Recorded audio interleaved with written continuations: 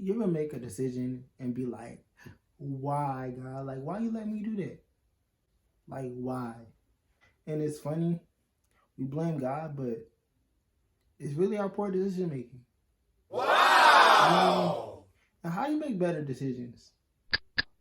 Glad you asked.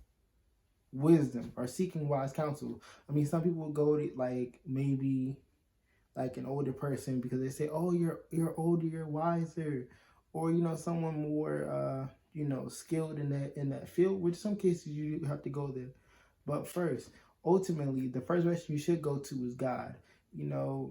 And say, "Hey, God, I need help in a certain situation," because that's what He ultimately wants us to do. Because you're gonna feel like something's missing, like you're missing something, like something ain't right, because you didn't seek God first in your decision making, and you wonder why a decision that seems surefire doesn't go the right way, because hey, you're missing the key component, the person that sealed your fate and is helping you get through. But look, you gotta look at it like this. Okay, let's just go to the Bible, for example.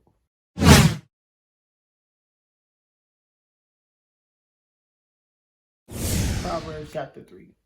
It talks about wisdom, and wisdom being worth more than rubies and silver, and having a bigger return than gold.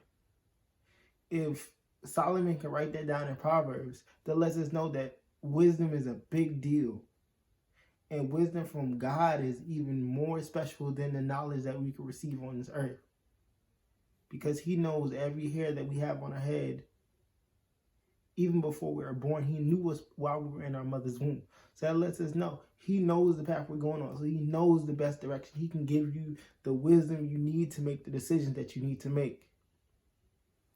If you need a better example, just go to 2 Chronicles, the 1st chapter. Read that.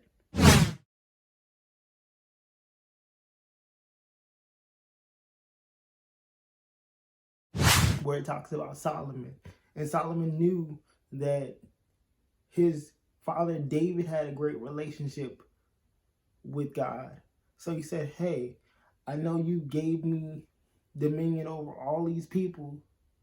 I need wisdom and knowledge so I can lead them. So God said, hey, since I see it in your heart that you are sincere about getting wisdom, I'm gonna not only give you wisdom, I'm gonna give you anything your heart desires, chariots, concubines, servants, all of that, because you earnestly are asking for wisdom from me because of the relationship that they have.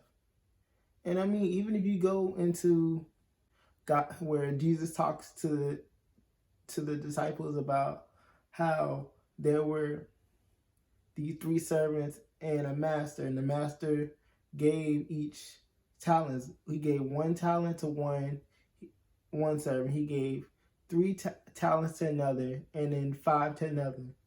And long story short, once he gave the most talents to, they actually invested, or they were able to double the talents that they started out with. Now, the one with 1 talent buried his talent is considered wicked, because even though the Lord gives us these things, He wants us to use them and to, ultimately use them for His glory and for the glory of the kingdom of God. So if He gives you a talent to sing, He doesn't want you to sing to yourself in the shower. He wants you to sing to people out in the world, so they can see your talent in singing and be led to come to Christ, because they see the God in you, because God has given you that gift. So if God's giving you that gift, His glory is going to be revealed within your gift, so that He can speak to others and reach others, and so they can ultimately come to Him and be a part of the family, which is our ultimate call, is to bring others to Christ. So I say all that to say this. In your decision making, to be wise, and to be wise, you have to seek wise counsel. And when you seek wise counsel to make the right decisions, also be in your wise decision making. If you do receive blessings, make sure you bless others, so that You can be blessed, they can be blessed, and God can ultimately get the glory. This is DL Mac, spoken word artist, creative. And if you're liking more of this content, feel free to give us a like, subscribe.